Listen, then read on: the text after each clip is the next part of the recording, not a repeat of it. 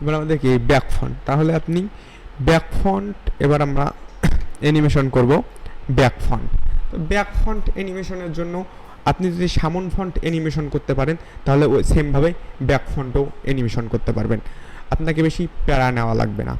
ওই ব্যাক ফন্টে আমরা 40 সেকেন্ড পর্যন্ত একটা কি অ্যানিমেশনের জন্য দিয়ে দিব, যে 40 সেকেন্ড পর্যন্ত অ্যানিমেশন দেওয়ার জন্য বর্ধিত ফ্রেম দিয়ে প্রথমে আমাদের এই হাতটাকে কন্ট্রোল ওয়ালটার দিয়ে, তার আগে যদি আমরা চাই যে না আমরা অ্যাঙ্কর পয়েন্টগুলো দেখতে পারি যে আমাদের অ্যাঙ্কর পয়েন্টগুলো ঠিক জায়গায় আছে কিনা, এই যে এইটার অ্যাঙ্কর পয়েন্টটাও ঠিক জায়গায় আছে, আমাদের অ্যাঙ্কর পয়েন্টগুলো চেক দিতে হবে, কারণ না হলে আবার ছিঁড়ে যাবে, অনেক জায়গায় দেখবেন যে অ্যাঙ্কর পয়েন্ট ছিঁড়ে গেছে। তো আমরা এই হাতটাকে সিলেক্ট করে কন্ট্রোল ওয়ালটা প্রেস করে এটাকে দিব 90, আমাদের হাতটা ছোট হয়ে গেল এবং এইটা সেম থাকবে। এখন আমাদের অপোজিট যে পার্ট আছে এটাকে কন্ট্রোল ওয়ালটার প্রেস করে আমরা করে দিব 90। এখন কি আমাদের দুইটা বার মাঝে একটা দেখেন একটা ডিফারেন্স চলে আসলো এবং মনে হচ্ছে যে না ক্যারেক্টারটা একটু হাঁটছে, ঠিক না? আমরা এইখান থেকে আবার পুরোটাকে কন্ট্রোল এ দিয়ে সিলেক্ট করে এইখানে F6 দিয়ে কি ফ্রেম অ্যাড করে দিব এবং আবার সেমভাবে আমরা কি 20 ফ্রেমে চলে আসব। 20 ফ্রেমে এসে কি ফ্রেম দিব, F6 দিয়ে কি ফ্রেম দিলাম, কি ফ্রেম দেওয়ার পর আমাদের এই হাতটাকে সিলেক্ট করে কন্ট্রোল ওয়ালটার করে 110 করে দিব। 110 করে দেওয়ার পর আমরা এই হাতটাকে সঠিক জায়গায় অ্যালাইন করে দিব এবং এই হাতটাকে করে দিব কন্ট্রোল ওয়ালটার প্রেস করে 90। আমাদের কি এখন দেখেন যে আমাদের পোস্টার মাঝে একটা সেন্সাস চলে আসছে, এইটাকে আবার কন্ট্রোল ওয়ালটার প্রেস করে দিব কি 110 করে দিয়ে এটাকে নিচে নামাই নিয়ে আসবো এবং এটাকে ধরে কন্ট্রোল ওয়ালটার প্রেস করে দিব 90। আমাদের কি দুইটা ফ্রেমের মাঝে একটু ডিফারেন্স চলে এসেছে এবং আমরা কি পুরাটাকে আমরা চাইলে গলাটাকে একটু নিচে নামাই দেই।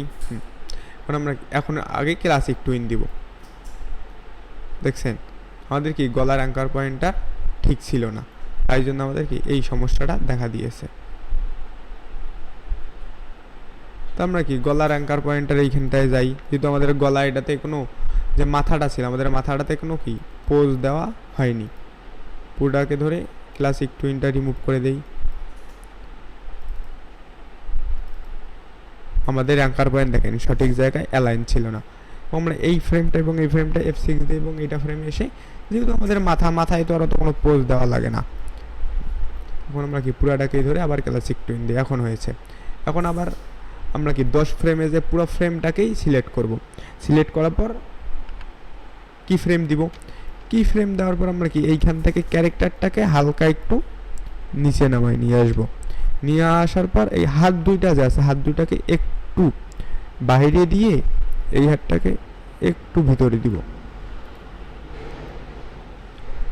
সেমভাবে এই যে অপোজিট পাটা আছে অপোজিট পাটাকে একটু এমনি করে দিয়ে পুরোটাকেই সিলেক্ট করি,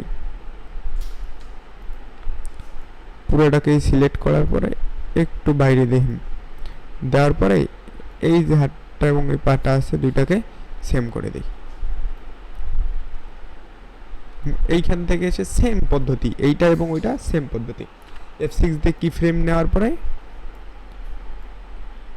একটু এদিকে করে দিয়ে একটু বাইরে দেওয়ার পর একটু আবার ভিতরে দিলাম এবং এইটাকে আবার অপোজিট পাটাকে একটু বাইরে দিয়ে সেম ভাবে এটাকে এখন আমাদের হাঁটা এটা কি রেডি।